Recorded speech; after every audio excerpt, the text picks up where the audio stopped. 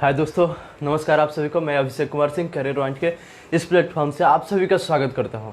और दोस्तों, हम सभी भारत में यूरोपियों का आगमन को देख रहे थे, ठीक है, जिसमें हम लोग डचों के आगमन को देख लिए थे। और आज हम लोग देखेंगे कि अंग्रेज भारत में किस प्रकार आते हैं, उनका आगमन भारत में किस प्रकार से होता है। ओके दोस्तों, तो चलिए आइए आप सभी तैयार हो जाए इसके लिए। आज हमारा टॉपिक रहेगा भारत में अंग्रेजों का आगमन।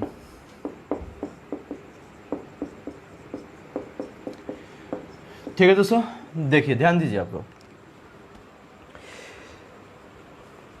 आज हम लोग देखने वाले हैं भारत में अंग्रेजों का आगमन। ठीक है, तो इससे पहले फिर से एक बार मेरी आपसे एक विनती है कि आप सभी में से जितने भी बच्चे इस करियर पॉइंट प्लेटफॉर्म पे नए हैं, ठीक है, कृपया करके आप सभी इस चैनल को सब्सक्राइब करिए और बेल आइकन को प्रेस करिए, ताकि आप सभी इतने इम्पोर्टेंट और जो फ्री वीडियोज जो आप लोगों के लिए प्रोवाइड किया जा रहा है उससे आप लोग लाभान्वित हो सकें। ठीक है दोस्तों, तो चलिए आते हैं अपने मुख्य मुद्दे पे। ठीक है, आज का हमारा जो टॉपिक है भारत में अंग्रेजों का आगमन।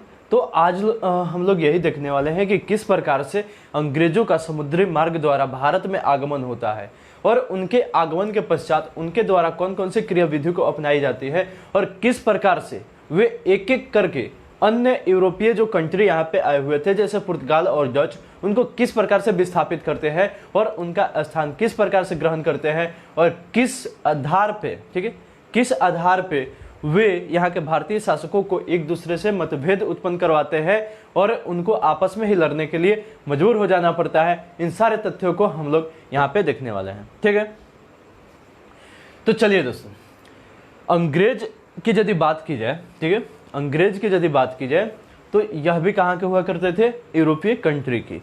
और मैंने पहले ही बताया कि पुर्तगाल और डच इनसे पहले ही भारत में व्यापार के लिए इन्वॉल्व हो चुके थे। ठीक है, और उनके द्वारा एक बड़े पैमाने पे भारत के साथ व्यापारिक संबंध को कायम किया जा रहा था। और इतना ही नहीं, धीरे धीरे उन जो व्यापारिक कंपनियों का उद्देश्य से शासन प्रशासन बन गया था। ठीक है, अर्थात वे चाहते थे कि व्यापार में जो मुनाफा हो रहा है उसको एक साइड कर दिया जाए और यदि यहाँ के शासन प्रशासन को लिया जाए तो उसका मुनाफा व्यापार से कहीं अधिक है। ठीक है, और व्यापार से उनको शासन प्रशासन में उनको व्यापार से भी अधिक मुनाफा हुआ करता था। ठीक है, क्योंकि यदि जिस क्षेत्र पे उनका शासन प्रशासन हुआ करता था तो उस क्षेत्र में उनको किसी भी वस्तु का व्यापार करने के लिए किसी भी प्रकार के टैक्स भी अदा नहीं करने पड़ते थे। ओके, और यही कारण था कि वे यहाँ शासन प्रशासन को कायम करने में बहुत ही ज़्यादा रुचि दिखाते थे। और इतना ही नहीं, यहाँ के जो शासक हुआ करते थे इनमें आपसी मतभेद बहुत ही अधिक हुआ करते थे। ठीक है, वे छोटे छोटे मुद्दे को लेकर के आपस में संघर्ष करते रहते थे, जिसके कारण यदि कोई दूसरा विदेशी या यदि कोई दूसरा राज्य उस पर अटैक कर देता था तो वे उसको संभाल नहीं पाते थे और वे पराजित हो जाते थे। ठीक है, और इतना ही नहीं, वहां के जनता में भी बहुत बड़ी खामी थी। वे अपने राज्य में शासकों के इतने उतार चढ़ाव देख चुके थे, इतने अधिक तख्ता पलट देख चुके थे कि अब उनमें जो राष्ट्रीयता की भावना बच गई थी वे बहुत ही नामात्र की थी। ठीक है, अर्थात अब हम पे कौन शासन कर रहा है, कौन शासन करने वाला है, इसके बात को लेकर के, इस बात को लेकर के हमारे जनता में थोड़ी सी भी कोई परेशानी नहीं दिखती थी। ठीक है, अर्थात जनता का एक कर्तव्य ही बन गया था कि जो भी हम पे शासन करे उससे कोई मतलब नहीं है हमें, बस हमें उनको सिर्फ टैक्स अदा करना है। ठीक है, वह जो टैक्स अदायगी है मेरी वह थोड़ी कम होनी चाहिए। यदि कोई विदेशी ही हम पे शासन करे तो उससे कोई फर्क पड़ने वाला नहीं है।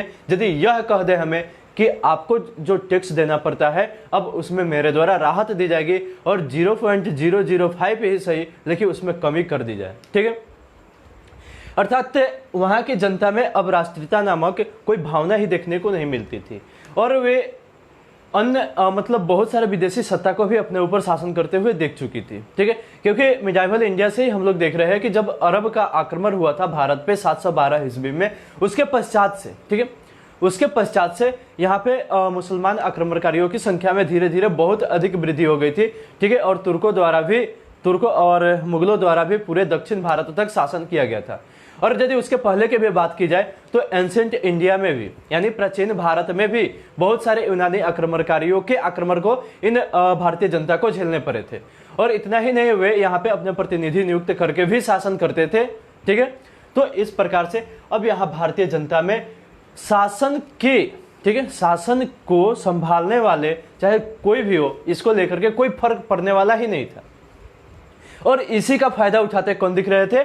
यूरोपीय कंट्री। ठीक, जब वे यहाँ पे आए और देखा कि यदि 10 सेनाओं द्वारा भी किसी शासक को पराजित कर दिया जाता है और मात्र 10 सेनाओं में से यदि 2 भी व्यक्ति उस दरबार में प्रवेश करता है तो उसका कोई विरोध करने वाला नहीं मिलता है, बल्कि उसके पीछे पीछे तालियां बजाने वालों की एक भीड़ जमी हो जाती है। ठीक है, अर्थात उनको यह मतलब ही नहीं होता है, उनको यह पता भी नहीं होता है कि हमारा जो शासक हुआ करते थे, आज से वे शासक रहेंगे या नहीं रहेंगे, आज से हम पे कौन शासन करेगा या नहीं करेगा, इसको लेकर के उनमें कोई प्रश्न ही नहीं उठता था। जो भी दरबार में जाता था और सबसे बड़ी कुर्सी पे बैठता था, बस उसी के स्वागत करने वालों की भीड़ जमी हो जाती थी। ठीक है, तो देखिए यहाँ पे क्या होता है। यहाँ पे जब अंग्रेज, ठीक है, जब अंग्रेजों ने देखा कि उन यूरोपीय कंट्रीज में पुर्तगाल और डचेज, ठीक है, बहुत ही समृद्ध हो रहे थे। ठीक है, जैसे पहले पुर्तगाल को समृद्ध देखा तो डच यहाँ पे आने के लिए विवश हुआ, ठीक उसी प्रकार अंग्रेज भी भारत में आने के लिए विवश हो ही पड़े। ठीक है, और इसी क्रम में, ठीक है, इसी क्रम में यहां पे ध्यान दीजिएगा, इसी क्रम में 1599 ईस्वी, ठीक है, 1597 ईस्वी से इसकी यात्रा प्रारंभ होती है और 1599 ईस्वी में भारत पहुंचता है कौन?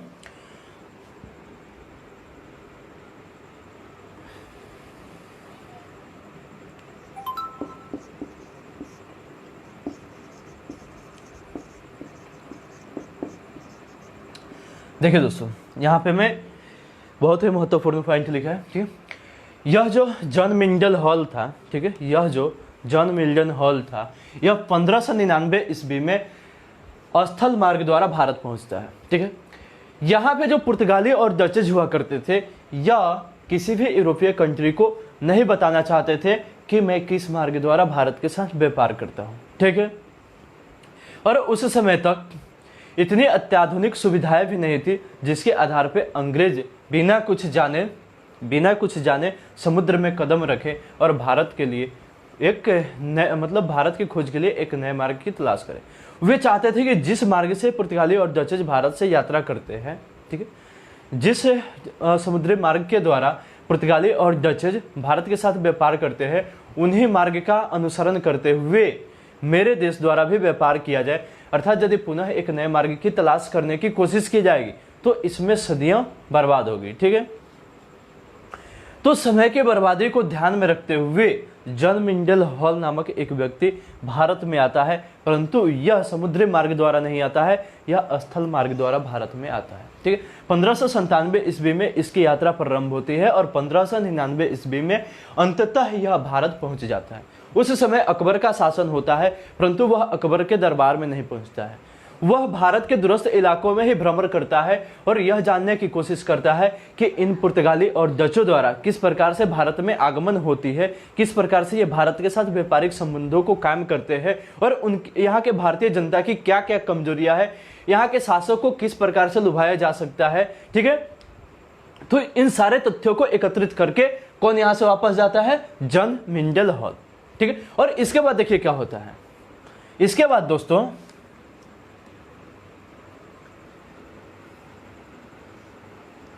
इसके बाद दोस्तों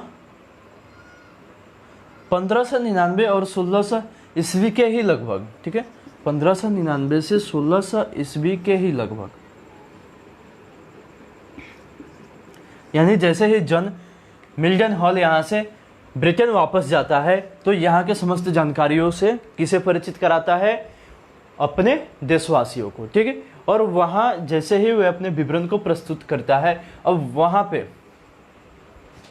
पे एक क्रांति की लहर सी दौड़ पड़ती है। अब वहाँ के जो व्यापारी थे वे भारत के साथ व्यापारिक संबंध को बनाने के लिए बहुत ही व्याकुल हो रहे थे। ठीक है, और यहाँ पे किया क्या गया कि पुनः ब्रिटेन से रल्फ फिंच नामक एक व्यक्ति को, ठीक है, रल्फ फिंच नामक एक व्यक्ति को राजदूत के रूप में कहाँ भेजा जाता है? भारत भेजा जाता है। यहाँ पे देखिए किस प्रकार से यह व्यापारिक संबंध कायम करने में सफल होता है। कौन? रल्फ फिंच। ठीक है दोस्तों, रॉल्फ, यह क्रिकेट खिलाड़ी एरन फिंच नहीं है, ठीक है, रॉल्फ फिंच है, ठीक। यह जब भारत आता है तो यह प्रथम बार, ठीक है, अर्थात यह प्रथम ऐसा अंग्रेज नागरिक होता है जो कि अकबर के दरबार में कदम रखता है, ठीक है। यह अकबर के दरबार में जाता है और जो ब्रिटेन हुआ करता था उस समय का, उससे भली भांति किसको परिचित कराता है, अकबर को परिचित कराता है, ठीक है। और अकबर से गुहार लगाता है कि आप हमें अनुमति दीजिए कि हम सभी अंग्रेज व्यापारी यहाँ पे आकर के और आपके साथ व्यापारिक संबंध कायम करें और यहाँ से, ठीक है, यहाँ से जितने भी मतलब अच्छे अच्छे वस्तु है, ठीक है, जो कि हमारे यूरोप वासियों को उसकी जरूरत है, उसका यहाँ से हम लोग आयात करा सके अपने देश में, ठीक है। और उनका यह भी कहना था, ठीक है, रॉल्फ फिंच का, कि इससे सिर्फ हमें ही फायदा नहीं है, इससे आपको भी फायदा है, क्योंकि आपके यहाँ जितने भी लघु कुटीर उद्योग है और उनसे जो वस्तुएं निर्मित होती है उनका हमारे देश में बहुत ही अधिक मांग है, और यदि उसका हम लोग आयात कराते हैं तो यहाँ के लघु एवं लोग समृद्ध होंगे, आपको उस पर यानी जो आपको उससे कर मिलता है उसमें भी वृद्धि होगी, और इससे न केवल लघु एवं कुटीर उद्योग बल्कि यहाँ के आम लेवल है, जो आर्थिक स्तर है उसमें भी वृद्धि होगी, और आपकी प्रजा सुखी एवं संपन्न होगी, और आपका जो राज्य है उसका गुणगान पूरे दुनिया में होगा, ठीक है। अर्थात यहाँ पे यह अकबर को मोटिवेट करने की कोशिश करता है। और हालांकि शुरू में इसे कुछ परेशानियां होती है, परंतु यहाँ पे कुछ दिन रहने के बाद यह रॉल्फ फिंच जो था यह अपने मकसद में कामयाब भी हो जाता है, और यही कारण है कि यह रॉल्फ फिंच यहाँ से भारत से वापस जाता है अपने स्वदेश, और वहां जाकर के यह खुश के शासक को, ठीक है, वहां के हालांकि शासक नहीं थी, ठीक है, जिसका नाम था एलिजाबेथ टेलर प्रथम, ठीक है दोस्तों। तो वहां जाकर के और इसकी जानकारी देता है और कहता है कि अब हम लोग स्वतंत्र हैं, किसके लिए, भारत के साथ व्यापारिक संबंध स्थापित करने के लिए, क्योंकि वहां के शासक ने हमें अनुमति प्रदान कर दी है, ठीक है दोस्तों। हालांकि वहां किसी भी प्रकार के फैक्ट्री आदि लगाने की बात नहीं कही गई थी, किसके द्वारा, रॉल्फ फिंच के द्वारा। यहाँ पे सिर्फ व्यापारिक संबंध कायम करने की ही बातें हुई थी, ओके। तो यहाँ पे ध्यान दीजिए, रॉल्फ फिंच वहां के यानी अपने देश को यह खुशखबरी प्रदान किया कि अब हम लोग व्यापारिक संबंध कायम कर सकते हैं, किसके साथ, भारत के साथ। तो होता क्या है कि 1600 ईस्वी में ही 31 दिसंबर को, यह शुरू में ही लिख देता हूं डेट को, ठीक है, 31 दिसंबर 1600 ईस्वी को, ठीक है, ध्यान दीजिएगा, बहुत ही महत्वपूर्ण तथ्य है। 31 दिसंबर 1600 ईस्वी को British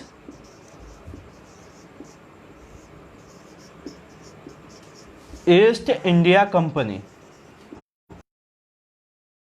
British east India company की स्थापना की जाती है, ठीक है दोस्तों। यहां एक और महत्वपूर्ण तथ्य है,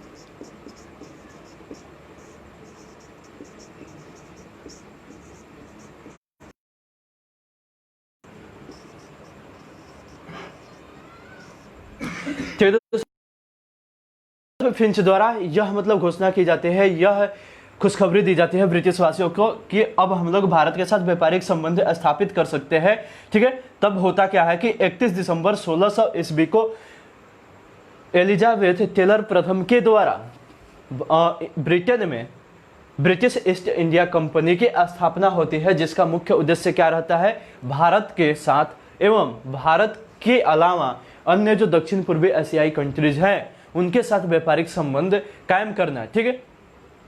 और जैसे ही यहाँ पे ब्रिटिश ईस्ट इंडिया कंपनी की स्थापना हो जाती है एलिजाबेथ टेलर प्रथम के द्वारा, तो अब यह निर्धारित कर दिया जाता है इन एलिजाबेथ टेलर प्रथम के द्वारा कि यह जो ब्रिटिश ईस्ट इंडिया कंपनी है, सिर्फ और सिर्फ इसी कंपनी को यह अधिकार होगा कि वह भारत एवं अन्य पूर्वी देशों के साथ व्यापार कर सकता है, ठीक है। अर्थात इसके अलावा किसी अन्य दूसरे ब्रिटिश कंपनी को या ब्रिटिश संस्था को या ब्रिटिश व्यापारी को यह अधिकार नहीं था कि वह भारत के साथ जाकर के व्यापार करे। तो इस प्रकार कहा कि ब्रिटिश यहां पे व्यापारिक अधिकार प्रदान कर दिया जाता है किसके द्वारा? एलिजाबेथ प्रथम टेलर के द्वारा, ठीक है, एलिजाबेथ टेलर प्रथम के द्वारा। ओके, और यह जो व्यापारिक था, ठीक है, यह जो व्यापारिक एकाधिकार था वह 15 वर्षों के लिए प्रदान किया गया था। व्यापारिक एकाधिकार कितने वर्षों का था? 15 वर्षों का, ठीक है दोस्तों। अब देखिए, यह जो ब्रिटिश ईस्ट इंडिया कंपनी थी, यह जो ब्रिटिश ईस्ट इंडिया कंपनी थी, ठीक है, इसके जो सदस्यों की संख्या थी वह 200। जैसे जिस प्रकार हम लोगों ने देखा था कि के कार्यों को, ठीक है, कार्यों को संचालित करने के लिए एवं उनके कार्यों पर लगाम स्थापित करने के लिए एक बोर्ड का गठन किया गया था, ठीक है, जिसमें 17 सदस्य हुआ करते। ठीक उसी ही प्रकार, हालांकि यहाँ पे नियंत्रण बोर्ड नहीं बल्कि उसके सिर्फ कार्यों के संचालन के लिए एक ग्रुप बनाया गया था, ठीक है, और उस ग्रुप में सदस्यों की संख्या कितनी थी? 217, ठीक है, यानी सदस्य हुआ करते थे इसमें कितने?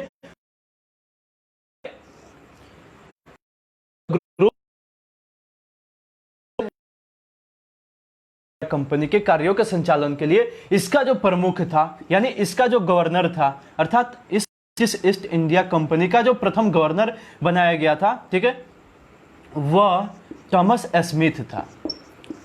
ठीक है दोस्तों, कौन था? Thomas Smith. दोस्तों यहाँ पे ध्यान देने वाली बात है कि यह जो थॉमस स्मिथ था, जो कि कंपनी का गवर्नर बनाया गया था, वह भारत में शासन प्रशासन के कार्यों को नियंत्रित करने के लिए नहीं, बल्कि यहाँ पे कंपनी के कार्यों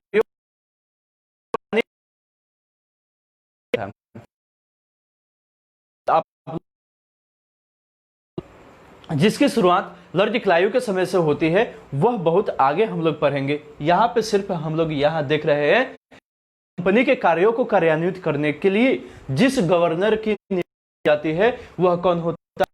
थॉमस स्मिथ।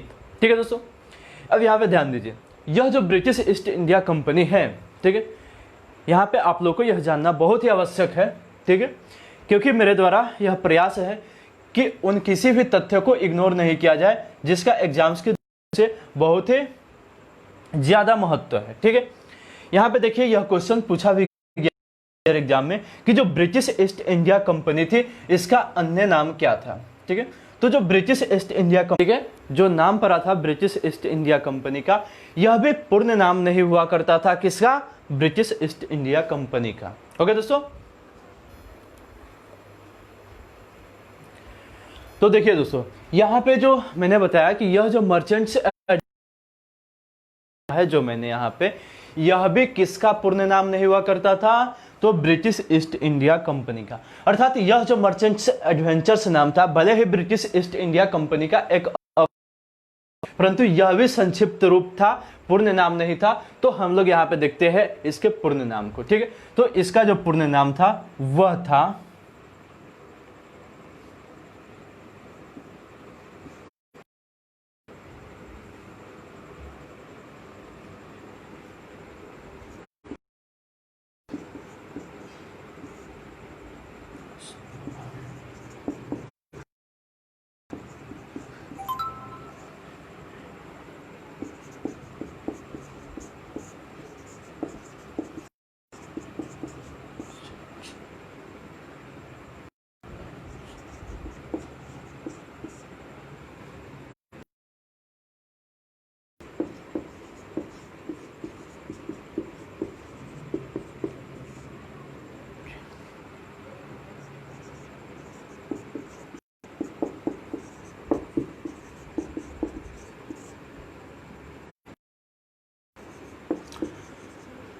ठीक है दोस्तों, देखिए, ईस्ट इंडिया कंपनी की स्थापना की गई। ठीक है, उस कंपनी का जो वास्तविक नाम था वह governors and company of merchants London trading into the east Indies. ठीक है दोस्तों, फिर से रिपीट करता हूं, यहाँ पे यह जो ब्रिटिश ईस्ट इंडिया कंपनी थी जिसकी स्थापना 31 1600 ईस्वी को की गई थी, उसका जो वास्तविक नाम था, ठीक है, उसका जो पूर्ण नाम था वह क्या था? Governors and company of merchants of London trading into the east Indies. ठीक है दोस्तों, और इसी को संक्षिप्त में क्या कहा जाता था, वह कहा जाता था मर्चेंट। तो यह क्वेश्चन पूछा गया है कि ब्रिटिश ईस्ट इंडिया का जो वास्तविक नाम था वह क्या था। ठीक है, या ब्रिटिश ईस्ट इंडिया के कंपनी के वास्तविक नाम के निम्नलिखित में से कौन सा कथन सही है। ठीक है, और उसमें 4 ऑप्शन दिए गए थे, जिसमें से आपका जो रियल आंसर होगा, जो राइट आंसर होगा, वह कौन होगा, ये वाला, governors and company of merchants of London trading into the east Indies. ठीक है, यह तो देखा हम लोगों ने कि किस प्रकार से भारत के साथ कायम करने के उद्देश्य से ब्रिटिश ईस्ट इंडिया कंपनी की स्थापना होती है। ठीक है, और उसके कितने सदस्य होते हैं और उसको कार्यान्वित एवं किस प्रकार से गवर्नर का पद बनाया जाता है और कंपनी का प्रथम गवर्नर किसको बनाया जाता है। ठीक है दोस्तों, इसके बाद हम लोग देखते हैं कि अब वह कंपनी ब्रिटेन से निकल करके किस प्रकार से भारत में आती है, जो सदस्य होते हैं, उनके जो अधिकारी होते हैं, उनके द्वारा किस प्रकार से भारतीय क्षेत्र में भूमिका निभाई जाती है। ठीक है, चलिए अब देखिए, यहां जब रल्फ फिंच आया था अकबर के दरबार में, ठीक है, और जब जाकर के भारत ब्रिटेन संबंध को कायम करने की खुशखबरी प्रदान किया था ब्रिटेन में, तो यही कारण था कि अब जो पुनः मतलब भारत के साथ चर्चा के लिए वहां से जो राजदूत नियुक्त करके भेजे गए थे, वह अब अकबर के ही दरबार में भेजा जाता है। परंतु होता क्या है कि 1608 ईस्वी आते आते, ठीक है, अकबर की मृत्यु हो जाती है। और दोस्तों उस समय कोई टेलीग्राम या मतलब ऐसा संचार की सुविधा थी नहीं कि इसकी तत्काल सुविधा किसको मिल जाए, ब्रिटिश वासियों को मिल जाए। ठीक है, और यही कारण था कि वहां से एलिजाबेथ टेलर प्रथम के बाद वहां का जो ब्रिटेन का शासक बनता है वह होता है प्रथम। ठीक है दोस्तों, जेम्स प्रथम। ओके, और यह जो जेम्स प्रथम है, अब ब्रिटिश ईस्ट इंडिया कंपनी को उतावला होता है और यह चाहता है कि यह कंपनी जाकर के भारत के साथ व्यापार करे और उससे इतना अधिक मुनाफा है, ठीक है, भी एक समृद्धशाली कंट्री बन सके। ठीक है, और इसी उद्देश्य से इसने क्या किया कि कैप्टन हॉकिंस,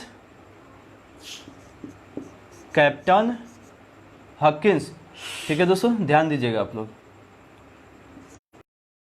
क्योंकि कैप्टन हॉकिंस से संबंधित प्रीवियस ईयर में,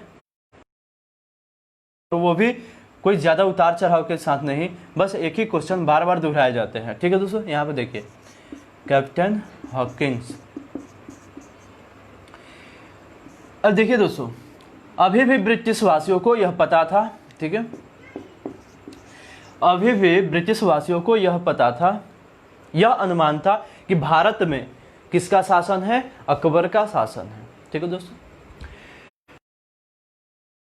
यहाँ पे देखिए, जैसे अभी भी पता था इनको कि अकबर का शासन है, और इसी उद्देश्य से जेम्स प्रथम ने कैप्टन हॉकिंस को अकबर के ही दरबार और अकबर के ही नाम से संबंधित पत्र भेजा था, यानी अकबर को ही संबोधित करते हुए उस पत्र में भारत के साथ व्यापारिक संबंध स्थापित करने की गुहार की गई थी जेम्स प्रथम के द्वारा। ठीक है, परंतु जैसे ही कैप्टन हॉकिंस 1608 ईस्वी में पहुंचता है, अकबर की मृत्यु हो गई रहती है और भारत का अगला मुगल बादशाह कौन बना रहता है, जहांगीर। ठीक है दोस्तों, कौन बना रहता है। अब यहाँ पे दोस्तों जो कैप्टन हॉकिंस है, इससे कुछ महत्वपूर्ण तथ्य एग्जाम से पूछे जाते हैं, जैसे कैप्टन हॉकिंस का भारत में आगमन कब हुआ था। ठीक है, कैप्टन हॉकिंस का भारत में आगमन कब हुआ था, तो आप लोग ध्यान में रखिएगा कि कैप्टन हॉकिंस 1608 ईस्वी में भारत आया था। कब भारत आया था, 1608 ईस्वी में भारत आया था। उसके बाद अगला क्वेश्चन पूछा जाता है कि कैप्टन हॉकिंस जिस समय भारत, उस समय हमारे भारत का मुगल बादशाह करता था। ठीक है, उसका राइट आंसर क्या होगा, जहांगीर। उसके बाद दोस्तों कैप्टन हॉकिंस से संबंधित एक और क्वेश्चन पूछा जाता है कि कैप्टन हॉकिंस किस जहाज से भारत की यात्रा किया था। ठीक है, यानी जिस समय 1608 ईस्वी में कैप्टन हॉकिंस भारत, ठीक है, उस समय वह किस जहाज का प्रयोग किया था, किस जहाज पर सवार होकर के वह भारत तक आया था। ठीक है, तो उसका राइट आंसर होगा या रेड ड्रैगन। ठीक है दोस्तों, क्या नाम था? हेक्टर या रेड ड्रैगन।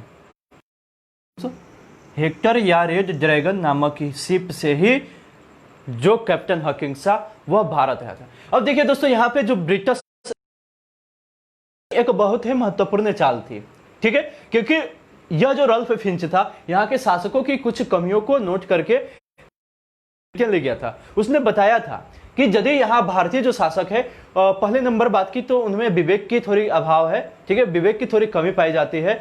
वे यदि खुश हो जाते हैं तो वो क्या न्यौछावर कर देते हैं किसी के ऊपर, यह खुद उनको भी एहसास नहीं होता है तब तक जब तक कि वे स्वयं बर्बाद नहीं हो जाते। ठीक है, तो उसने बताया था कि सबसे पहले हमारा यही लक्ष्य होना चाहिए कि किस प्रकार से उन भारतीय शासकों को खुश किया जाए, प्रसन्न किया जाए। ठीक है, यदि वे प्रसन्न होंगे तभी ही हम लोग उनके खजाने में हाथ लगा सकते हैं, वरना हमकी कोई मजाल ही नहीं है कि हम उन शक्तिशाली मुगल शासकों को प्रत्यक्ष रूप में टक्कर दे सके। ठीक है, अर्थात यहाँ के शासकों को पहले खुश करना होगा, उनसे कुछ अधिकार लेना होगा। ठीक है, और उन्हें अधिकार की बदौलत हम लोग इस भारत देश में की नीति है उसको क्रियान्वित कर सकेंगे और यहाँ के शासन प्रशासन में भी थोड़ी भागीदारी पा सकेंगे। और यही कारण है कि जेम्स प्रथम द्वारा भी यहाँ पे कूटनीतिक चाल और जिस प्रतिनिधि को नियुक्त किया जाता है भारत में भेजने के लिए, उसको इस प्रकार से नियुक्त किया जाता है कि उसको इस्लामिक कंट्री के भाषाओं की जानकारी हो। ठीक है दोस्तों, फिर से रिपीट कर रहा हूं, यहां पे जेम्स प्रथम द्वारा एक कूटनीतिक चाल का सहारा लिया गया भारतीय शासकों को प्रसन्न करने के लिए कि जिस प्रतिनिधि को मेरे द्वारा भारत को इस्लामिक कंट्री के भाषाओं की बहुत ही हो। ठीक है दोस्तों, और यह जो कैप्टन हकीम था और इसी आधार पर नियुक्त किया गया था। ठीक है, क्योंकि यह तुर्की और फारसी भाषा का बहुत ही महत्वपूर्ण जानकार हुआ करता था। इसको तुर्की और फारसी भाषा बोलने में किसी भी प्रकार की हिचकिचाहट ही नहीं होती थी। ठीक है दोस्तों, और यही कारण है कि कैप्टन हॉकिंस को यहाँ पे जेम्स प्रथम अपना प्रतिनिधि नियुक्त करके और भारत के साथ व्यापारिक संबंध स्थापित करने के लिए भारत भेज देता है। ठीक है दोस्तों, अब यहाँ पे देखिए, जब कैप्टन हॉकिंस जहांगीर के दरबार में पहुंचता है तो पहले तो क्षमा मांगता है, इसलिए क्योंकि वह जो संबोधन पत्र था, ठीक है, वह जो पत्र भेजा गया था जेम्स प्रथम के द्वारा उसमें अकबर का नाम था। तो वह माफी चाहता है कि हुजूर, हमको इस बात की थोड़ी सी भी भनक नहीं दी है कि अकबर की सत्ता पलट करके आपके हाथों में आ गई है। यानी उस पत्र में संशोधन करते हुए पुनः वहां पे जहांगीर का नाम अंकित किया जाता है। और उसके बाद जो कैप्टन हॉकिंस है वह फारसी भाषा में जहांगीर के साथ बात करता है। यह जहांगीर के लिए एक बहुत ही महत्वपूर्ण बात थी, क्योंकि अभी तक कोई भी ऐसा यूरोपीय व्यक्ति उसके पास नहीं आया था, कोई भी ऐसा अंग्रेज व्यक्ति उसके पास नहीं आया था जो कि तुर्की और भाषा की जानकारी हो जिसे, और वह तुर्की और भाषा में जहांगीर के साथ बात किया हो। अर्थात उनका एक असिस्टेंट हुआ करता था, एक सहायक हुआ करता था, जो भी यूरोपीय व्यक्ति यहाँ पे आते थे और उनके माध्यम से वे लोग यहाँ के बादशाह से बात करते थे। ठीक है, यानी द्विभाषी या त्रिभाषी जो होते थे उनके साथ में रहा करते। परंतु यह जो कैप्टन हॉकिंस था यह बहुत ही कूटनीतिक चाल वाला व्यक्ति था। ठीक है, और यहाँ पे उसने उसी का सहारा लिया और जहांगीर के साथ फारसी भाषा में बात किया। इससे जहांगीर बहुत ही प्रसन्न हो जाता है। ठीक है, और यही उद्देश्य था किसका? इन अंग्रेजों का, कि यहाँ के शासकों को किसी भी तरह करके प्रसन्न किया जाए, खुश किया जाए। अब यहाँ पे जैसे ही जहांगीर प्रसन्न होता है, अब तो प्रसन्न होते थे, मांगो क्या मांगते हो, ठीक है, मांगो क्या मांगते हो, वह तुरंत आपको हाजिर किया जाएगा। इससे कहता है कि आपको क्या चाहिए, आपके लिए पूरा दरबार हाजिर है, जो कहिएगा वह आपको दिया जाएगा। ठीक है, तो यहाँ पे जो कैप्टन हॉकिंस है, सबसे पहले नंबर बात कि यहाँ पे कहता है कि हमें कुछ व्यापारिक सुविधाएं प्रदान की जाए। ठीक है, कुछ हमें व्यापारिक सुविधाएं प्रदान की जाए ताकि हम लोग अन्य यूरोपीय कंट्री पुर्तगाल और डच की भांति यहाँ से जो हमारे लिए आवश्यक वस्तुएं हैं उसका व्यापार कर सके। ठीक है दोस्तों, ध्यान दीजिएगा यहाँ पे। जहांगीर ने प्रसन्नतावश में आकर के और तुरंत ही इसे वह अधिकार सौंप देता है और इसके साथ के मांगने पे दिया गया कुछ परंतु यहाँ पे जहांगीर चाहता था कि मैं जो प्रसन्न हूं, ठीक है, मेरी प्रसन्नता का जो कारण है यह कैप्टन हॉकिंस, इसको कोई एक और उचित अवसर प्रदान किया जाए, कोई उचित उपहार प्रदान किया जाए। और यही कारण है कि जहांगीर ने इसको कैप्टन खां की उपाधि देता है। ठीक है, यहां पे ध्यान दीजिएगा, इसको कैप्टन खां की उपाधि देता है या इंग्लिश खां की उपाधि देता है। ठीक है दोस्तों, यहाँ पे ध्यान दीजिए। सबसे पहले नंबर बात कि जहांगीर ने कैप्टन हॉकिंस को कैप्टन खां या इंग्लिश खां की उपाधि प्रदान करता है, और उसके बाद जो मुगल दरबार में जो मनसब व्यवस्था प्रचलित हुआ करते थे उसमें भी इसको भाग देता है और इसे 500 के मनसब पे अपने दरबार में ही नियुक्त कर देता है। ठीक है दोस्तों, अब यहाँ पे देखिए बहुत सारी घटनाएं होती है। इसके साथ होता क्या है कि यह जो कैप्टन हॉकिंस आया था, पहले नंबर बात की इसका तो जो मुख्य उद्देश्य होता है वह किसी भी तरह करके भारत और ब्रिटेन के साथ जो व्यापारिक संबंध थे उसमें वृद्धि करना होता है और ज्यादा से ज्यादा कर करके इस व्यापारिक कार्य में लाभ कमाना होता है। और यह मुगल दरबार में मनसब में एक उचित स्थान प्राप्त हो जाता है, परंतु इसके बावजूद भी अभी इसकी नजरें कहाँ टिकी होती है, उस व्यापारिक संबंध पर टिकी होती है। और यही कारण था कि यह उचित अवसर का तलाश करके और अस्थायी फैक्ट्री ही मतलब बैठा देता है। ठीक है, यानी वहां पे अस्थायी फैक्ट्री स्थापित करता है। परंतु यहाँ पे होते क्या है कि बहुत ही कम समय में अभी ज्यादा दिन भी नहीं हुआ था यहाँ सूरत में फैक्ट्री स्थापित किए हुए, तब तक किया जाता है। ठीक है, तब तक किया जाता है कि जो पुर्तगाली व्यापारी यहाँ भारत में पहले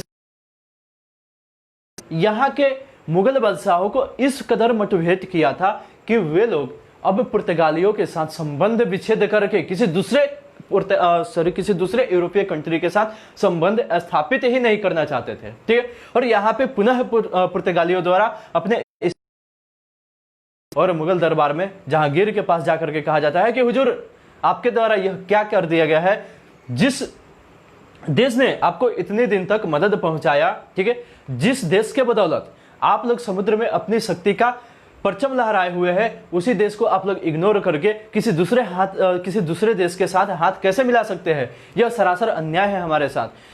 परंतु ये जो मुगल शासक हुआ करते थे, ठीक है, ये लोग भी भारतीय सभ्यता एवं संस्कृति के पोषक हो गए थे। यानी जिन मुसलमान शासकों में पहले ईमानदारी और एहसान नाम का कोई चीज ही नहीं हुआ करता था, अब वे लोग भी इस भारतीय सभ्यता एवं संस्कृति के,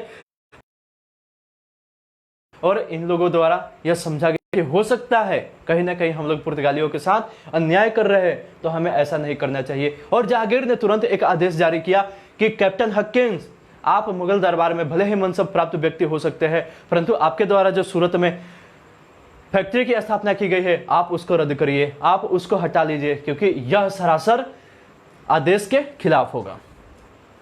अब कैप्टन हॉकिंस को मजबूर होकर के और फैक्ट्री स्थापित की जाती है, उसको समाप्त करना पड़ता है। परंतु यहाँ पे ध्यान देने वाली बात यह है कि कैप्टन हॉकिंस के बाद कैप्टन हॉकिंस जो आया था यहाँ पे भारत में, यह अकेला नहीं आया था, इसके साथी भी थे, और उन साथियों द्वारा यहाँ पे किया गया कि फैक्ट्री को हटा लिया गया था। परंतु हालांकि यह सूरत की जो अस्थायी फैक्ट्री थी बहुत ही अल्पकालीन थी, ठीक है, जिसका नाम भी नहीं लिया जाता है हमारे इतिहास में। ठीक है, यदि आप लोग अच्छे राइटर्स के बुक पढ़ेंगे तो उसमें दिया गया है। ठीक है, क्योंकि यदि यहाँ पे मैं आगे बताने, ध्यान दीजिए, ये जो कैप्टन हॉकिंस भारत में आया था यह अकेला नहीं आया था, अपने साथियों के साथ आया था। ठीक है, और यहाँ पे जैसे ही कैप्टन हॉकिंस द्वारा उन साथियों को यह मना किया जाता है कि आप लोग सूरत में जो फैक्ट्री की स्थापना की है उसको हटा लीजिए, उसको समाप्त कर लीजिए, क्योंकि यहाँ के जो मुगल अभी इन्हें और मोटिवेट करना होगा किसी तरह करके। ये जो पुर्तगाली हैं, ठीक है, उनके और मुगल बादशाह के बीच हमें फूट डालना होगा। यानी यहाँ पे डिवाइडेड रूल यानी फूट डालो और शासन करो नीति का हमें सहारा लेना होगा। तो इसके लिए हमें कुछ समय की आवश्यकता है। तब तक के लिए इन मुगल बादशाहों को हम लोग भड़काएंगे नहीं, उनको भड़काने की कोशिश नहीं करेंगे, उनके साथ दुश्मनी जो हमारे पैर है जमे नहीं है, अभी हमें कोशिश करनी होगी। और यही कारण है कि उनके साथियों द्वारा सूरत से जाती है, परंतु धीरे धीरे जैसे ही वे लोग देखते हैं कि अब जो समय है हमारे अनुकूल है, तो कहता है कि 1611 ईस्वी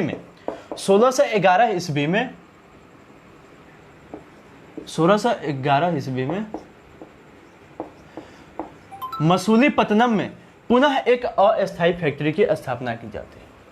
ठीक है दोस्तों, अंग्रेज जैसे ही देखते हैं कि भले ही जहांगीर हमें आदेश नहीं दिया है किसी भी प्रकार के फैक्ट्री की स्थापना के लिए, परंतु समय जो है वह हमारे अनुकूल है, तो यहाँ पे हमें इस मौके का फायदा उठाना चाहिए। ठीक है, और हमें तुरंत ही किसी ऐसे फैक्ट्री की स्थापना किया जाना चाहिए जो कि हमारे व्यापारियों को शरण दे सके और हम लोग यहाँ की जो प्रमुख वस्तुएं है उनका व्यापार हम लोग कर सके। और इसी उद्देश्य से 16 से 11 ईस्वी में प्रथम अस्थायी फैक्ट्री की स्थापना कहाँ की जाती है? मसूलीपट्टनम में। यही बताने वाला था मैं, क्योंकि जब प्रथम अस्थायी फैक्ट्री की स्थापना की बात आती है तो जो क्वेश्चन के हिसाब से जो सबसे माननीय यानी जो सबसे प्रामाणिक तथ्य है वह है 16 से 11 ईस्वी का मसूलीपट्टनम में स्थापित अस्थायी फैक्ट्री।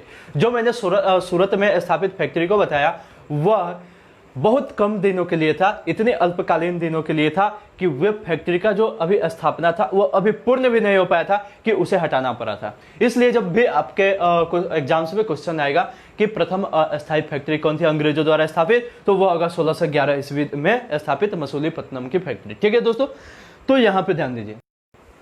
अब देखिए, अब यहाँ पे जो अपने कार्यों में चूक करने की कोशिश जरा भी नहीं कर सकता था। वह चाहता था कि जल्द से जल्द करके इस मुगल बादशाह को मोटिवेट किया जाए, और ऐसा हुआ भी।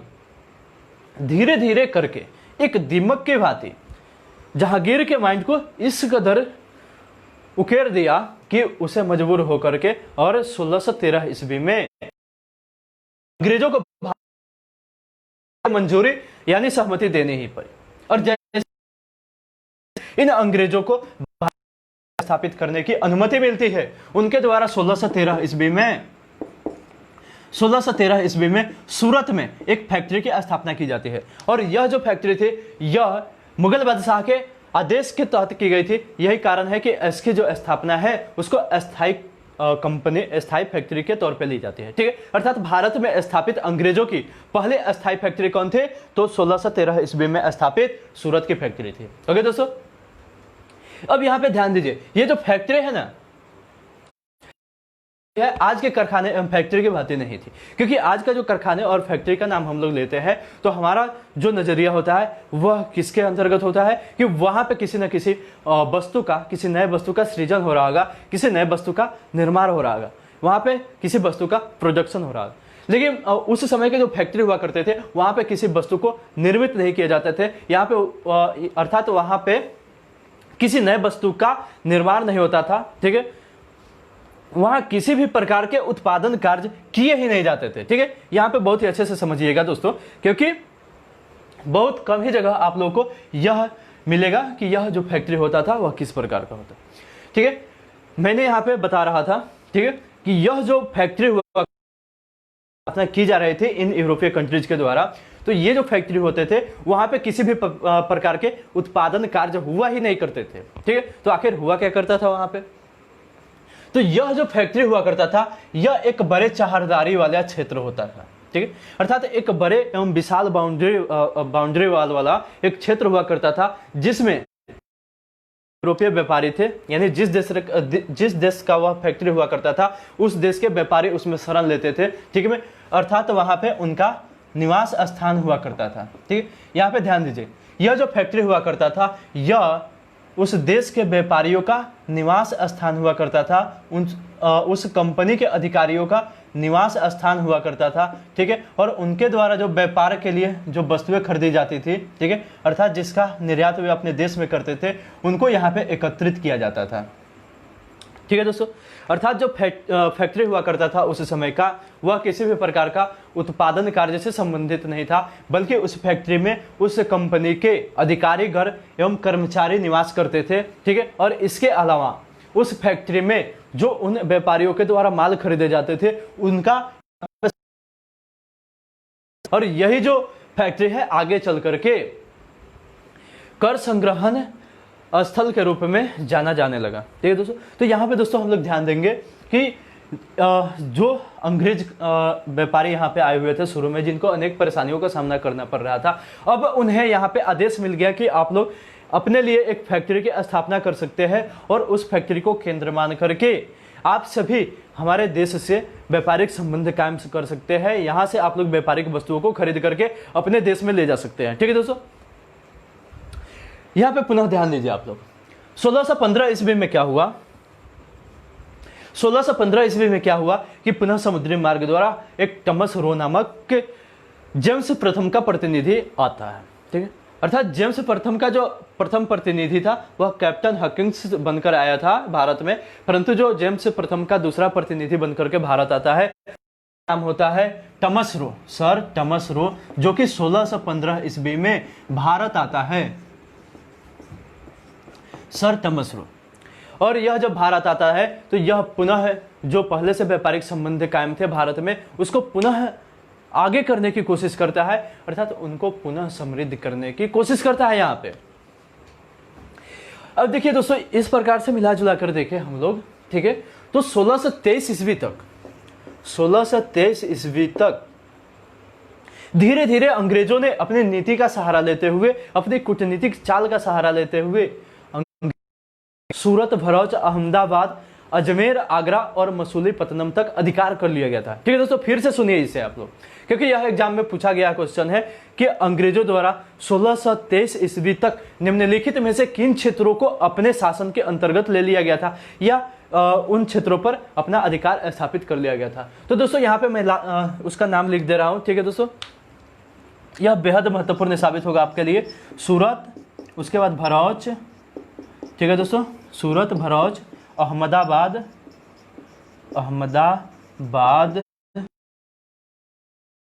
ठीक है दोस्तों, उसके बाद देखिए सूरत, भरूच, अहमदाबाद, उसके बाद अजमेर, आगरा और मसूलीपट्टनम, यहाँ तक अंग्रेजों के अधिकार हो चुके थे 1623 ईस्वी तक। ठीक है दोस्तों, मसूलीपट्टनम। ओके दोस्तों, अब देखिए दोस्तों, यहाँ पे मैं एक और पॉइंट मिस कर रहा हूँ। यह जो सर टमस रो आया हुआ था 1615 ईस्वी में, इसके विषय में भी क्वेश्चन आता है। ठीक है, कि जो सर टॉमस रो भारत आया था, यह एक बार पूछा गया क्वेश्चन है, उसको मैं डिटेल से बता रहा हूँ। यह जो 1615 ईस्वी में सर टॉमस रो भारत आया था, यह भारत के किन किन जगहों पे निवास किया था, यानी डेरा डाला था। ठीक, अर्थात जब भी कोई उस समय भारत में यात्रा के लिए आता था तो वो कुछ ऐसे जगहों को प्रमुख केंद्र बनाता था जहां पे वे निवास करता था। तो इसके संबंध में भी क्वेश्चन पूछा जाता है कि वह जब भारत आया था किन किन स्थानों पे रहा था। वह उसका जो राइट आंसर है वह होगा अजमेर, ठीक है दोस्तों, और सूरत, उसके बाद मांडू। ठीक है दोस्तों, यानी अजमेर, सूरत और मांडू में यह निवास किया था जब आया था। ठीक है दोस्तों, इस मतलब वीडियो सेशन में हम लोगों ने देख लिया कि 1623 ईस्वी में अंग्रेजों का किन किन क्षेत्रों पे अधिकार स्थापित हो गया। ठीक है दोस्तों, अब वे किस प्रकार से अपने व्यापारिक संबंध को आगे बढ़ाएंगे, इसको हम लोग अगले वीडियो में। तब तक के लिए मैं आप सभी से विदा लेता हूं।